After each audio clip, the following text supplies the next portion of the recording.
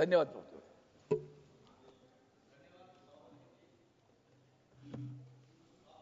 समुद्र के माध्यम से वस्तुओं के परिवहन नियम 2024 यानी carriages of goods by sea bill 2024 पर बोलने का अवसर प्रदान किया।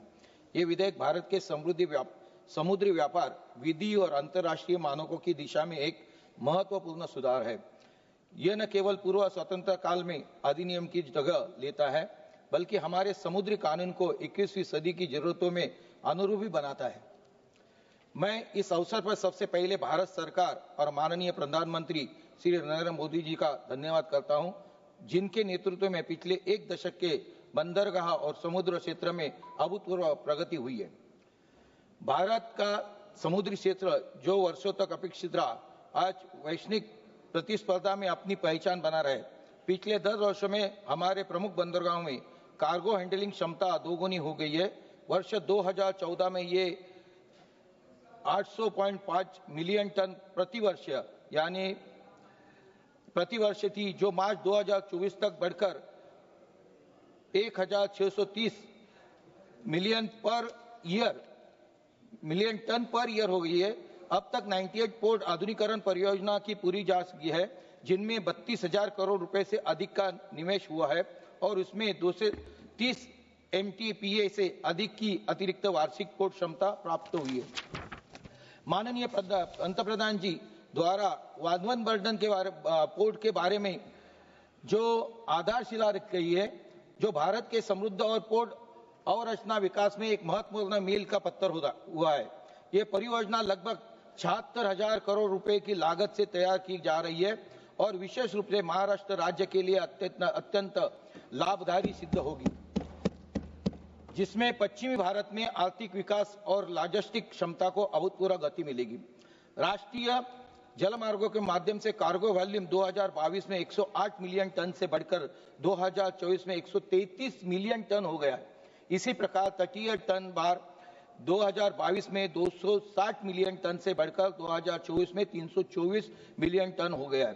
पिछले 3 वर्षों में पतन पोत परिवहन और जलमार्ग मंत्रालय द्वारा पंजीकृत व्यय में 37% की वृद्धि हुई है, जो 2022 में 5,527 करोड़ था और 2024 में 7,571 करोड़ हो गया है।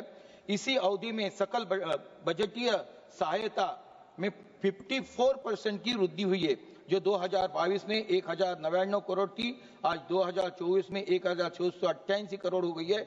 ये सभी प्रगति मैरीटाइम इंडिया विजन 2030 के लक्ष्यों को प्राप्त करने की दिशा में सही हो रही है। अब मैं समुद्र माध्यम के वस्तुओं के परिवहन विधेयक 2024 के मुख्य विशेषताओं की ओर ध्यान आकृष्ट करना चाहता हूं। यह विधेयक 1925 के पुराने कानून की जगह लेता है, जिसमें अंतर्राष्ट्रीय हॉक विंस रूल्स को शामिल किया गया है, ताकि सबसे अधिक स्पष्ट आधुनिक सामुदायिक आवश्यकता को अनुसार तैयार किया गया है। इस बिल में कुल 12 क्लॉजेस है, जिसमें कि धारा 2 परिभाषा, इसमें लागू नियम, एप्लीकेबल रूल्स, अधिसूचना, नोटिफिकेशन और अनुसूची जैसे शब्दों का परिभाषित किया गया है। यानी 1925 की अधिनियम के कोई परिभाषा नहीं थी। ये एक अत्यंत स्वागतापर योग्य और आवश्यक सुधार किया गया है। धारा 3 में अनुसूची को अनुप्रयोग यानी स्पष्ट करता है कि ये विधेयक केवल आउटवर्ड कार्गो यानी भारत से विदेशों के भेजे जाने वाले माल पर लागू होगा। ये इनवर्ड कार्गो यानी भारत आने वाले सामान पर लागू नहीं होगा।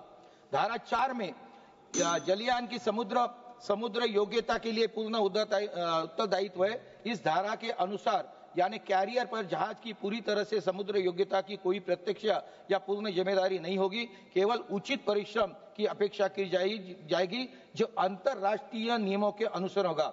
बिल धारा 3 में बिल ऑफ लैंडिंग के नियमों का जानकारी अनिवार्य है।